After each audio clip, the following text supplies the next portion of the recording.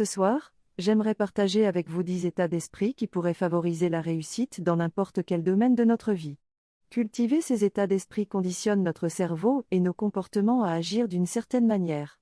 Le premier état d'esprit est l'ouverture, c'est-à-dire la capacité d'être ouvert d'esprit pour voir les potentiels et les possibilités. Le deuxième état d'esprit est la remise en question permanente. Il est important d'apprendre à recevoir les critiques et à s'interroger sur soi-même.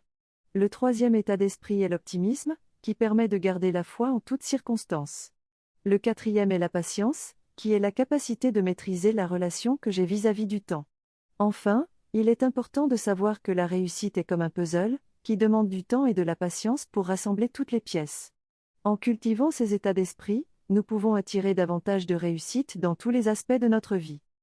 Je pense qu'il est important d'avoir une relation de patience et de persévérance avec le temps pour obtenir des résultats satisfaisants. Il ne faut pas précipiter les choses et confondre la vitesse et la précipitation, sinon cela peut causer des échecs. Le focus est également essentiel pour atteindre ses objectifs et éviter la dérive de l'esprit. Il faut apprendre à choisir ce que l'on veut vraiment pour être focus sur ce qui est important pour soi.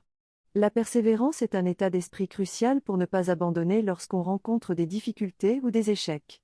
J'ai moi-même subi des échecs dans mes entreprises, mais je sais qu'il ne faut pas confondre persévérance et entêtement. Pour moi, il y a une différence entre persévérance et entêtement. La persévérance consiste à continuer à agir avec différentes stratégies pour atteindre un but, tandis que l'entêtement est de refuser de changer sa façon de faire malgré les résultats négatifs. Pour avoir de la persévérance, il faut avoir un focus, comme un capitaine de navire qui a un objectif à atteindre et qui prend différentes routes pour y arriver. Il est important de ne pas abandonner avant de voir les résultats, mais il faut aussi savoir accepter les situations pour pouvoir trouver des solutions. L'acceptation est une forme d'ouverture d'esprit et de responsabilité face à une situation. Il faut aussi avoir de la discipline pour faire les choses que l'on sait être nécessaires, comme la méditation pour gérer le stress. Si l'autodiscipline n'est pas en place, on risque de tomber dans une boucle rétroactive entre notre conscience et notre inconscient qui nous empêchera d'avancer. J'ai récemment réalisé que je n'arrivais pas à créer une nette distinction entre mon état conscient et inconscient. Dans notre société axée sur la consommation, nous avons souvent tendance à rechercher des plaisirs immédiats plutôt que de faire preuve de discipline et de volonté. Cependant, l'autodiscipline est essentielle pour atteindre nos objectifs et nous aligner avec nos valeurs. Nous devons agir avec courage, en prenant des risques de manière consciente, et nous montrer intègres dans nos paroles et nos actions. Enfin, il est important de se rappeler de toujours pratiquer la reconnaissance et la gratitude, et de se souvenir de la rareté des choses que nous avons, car elles sont un véritable trésor. En cultivant un état d'esprit insatisfait, je ne peux espérer rien obtenir de plus que ce que j'ai déjà.